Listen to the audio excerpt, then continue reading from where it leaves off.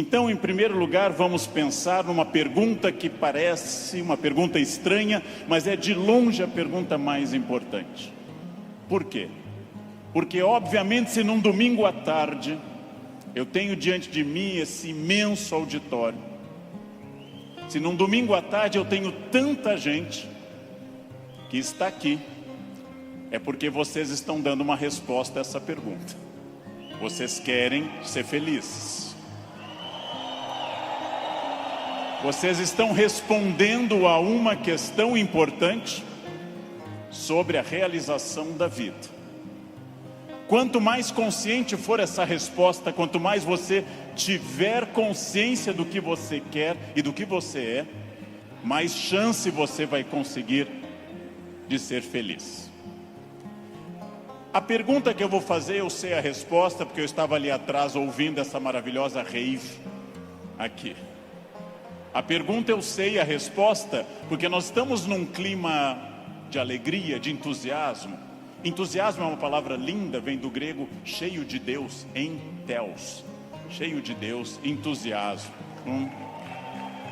Mas eu vou começar fazendo uma pergunta que eu sei a resposta. É típico de professor isso.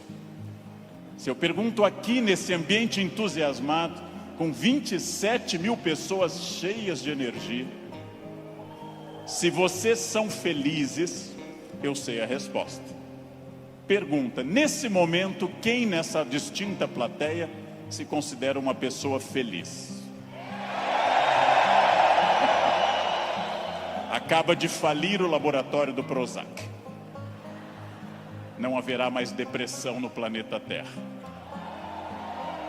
Bem, é óbvio que a felicidade de vocês é notável. Se eu fosse cego e surdo, eu sentiria a vibração do auditório. Porém, agora começa a função chata do filósofo. Amanhã, quando vocês estiverem afônicos, semi-surdos, amanhã, quando vier mais uma segunda-feira e mais uma, amanhã, quando vocês lerem os jornais, que são a coisa mais broxante que existe hoje no planeta, ler manchetes de jornais, amanhã vocês estarão talvez não tão entusiasmados quanto hoje, e daqui a 15 dias talvez um pouco menos, mas esse é um momento em que o entusiasmo é lógico. Então a minha pergunta é para médio e longo prazo, porque eu estou falando de um dos momentos mais difíceis da história do Brasil, eu estou falando de um momento complicado. Ok, é para eu falar mais próximo do microfone, eu já acho que eu estou berrando, mas... Num momento da história do Brasil onde existe uma dificuldade imensa. Eu não vou citar o nome dessas pessoas, porque dizem que o simples nome atrai energia negativa para o ambiente. Vamos chamá-los de Voldemort 1, Voldemort 2. Bem, muito difícil que eu consiga pensar, porque da mesma forma que nós temos um momento político difícil, nós temos um isolamento enorme neste país, e as pessoas quase todas estão fechadas sobre seus aparelhos, estão fechadas sobre aquilo que estão lendo e vendo, estão mais olhando suas telas do que outras pessoas. Há um individualismo enorme, crescente, há um individualismo que nos domina nesse momento, sem sombra de dúvida.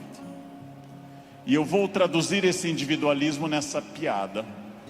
Um homem tenta advertir uma senhora que se encontra em rumo de colisão e grita o núcleo duro da mensagem, vaca, porque ele não tem tempo para elaborar uma frase, ele não tem tempo para dizer, cuidado, ó senhora, haverá um choque. Então ele grita apenas vaca, e ela que não olha para o rosto dele, e ela que não vê que o rosto dele é de preocupação e não de insulto, ela se vira e insinua que o casamento dele é uma sociedade aberta e não fechada. Bem, Obrigado. Primeiro problema e primeiro conselho que eu dou a vocês, para que vocês reflitam, aceitem ou rejeitem como desejarem. Primeiro conselho importante: olhem para o rosto das pessoas, olhem para o rosto dos clientes, olhem para o rosto de quem está comprando, porque o rosto humano é um livro poderoso que traduz tudo. O rosto humano lhe diz: eu estou adorando, eu estou detestando, eu estou entediado, eu estou entusiasmado.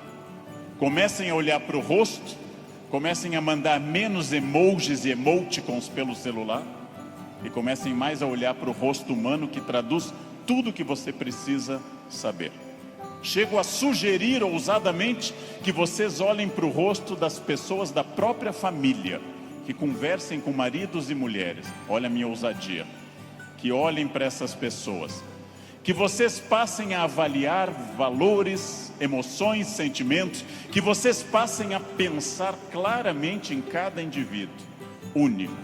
Essa é uma das grandes chaves do sucesso. Eu tinha um erro, eu tinha um defeito como profissional.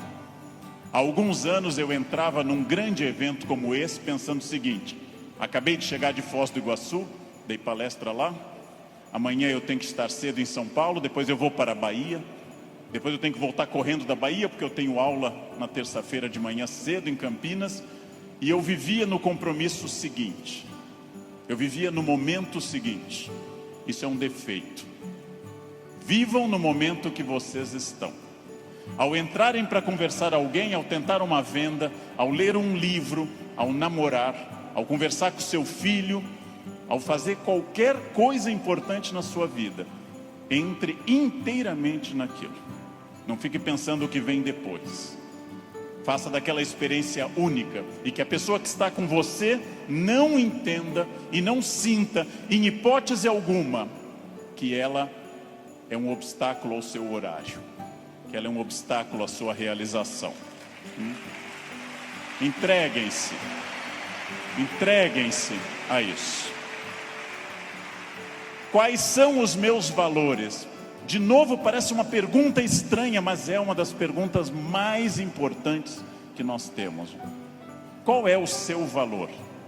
Qual é o seu valor principal? Qual o seu valor auxiliar? O que faz você se emocionar? O que move seu coração? O que impulsiona seu despertar? Quais as ideias que você tem mais fortes pela manhã? Em que você dorme pensando em quem? Estes são seus valores.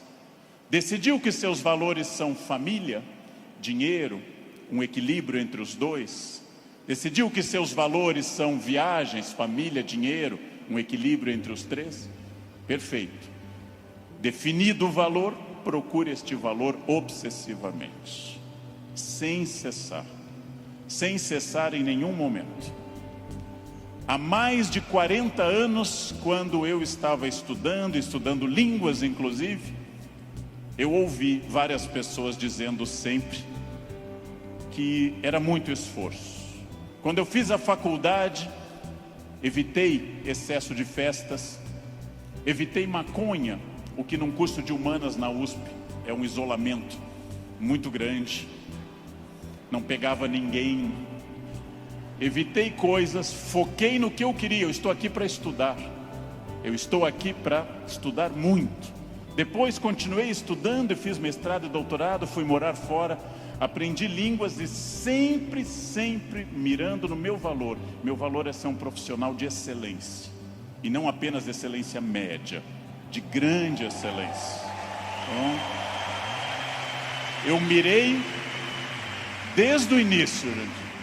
Eu mirei na ideia que eu quero ser Alexandre o Grande, não Alexandre o Médio, nem o Pequeno. Não quero ser médio, não quero ser a pessoa legalzinha.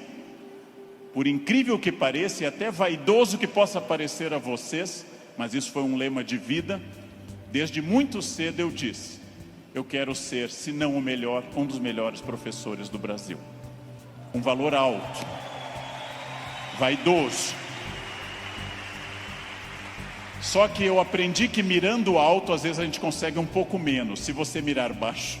você consegue ainda menos. Mire alto. Não tente ser o melhor vendedor do condomínio, é muito pouco. Não tente ser a melhor pessoa da rua, é muito pouco. Mirem alto. Mirem alto e busquem isso. Eu quero ser o melhor vendedor do Brasil. Simplesmente isso. Se alguém acha que não pode, ache os instrumentos para poder. E aí um outro conselho importante. Querem saber quando está dando certo? Querem saber quando o projeto de vida de vocês acertou no valor? São aqueles semi-amigos. Semi-amigo é o inimigo que lhe abraça. Chegam a você e lhe dizem: você tem sorte, né? Nossa, você tem muita sorte. Prestem atenção nessa frase que o tio Leandro vai dizer. Sorte é o nome que o vagabundo dá ao esforço que ele não faz.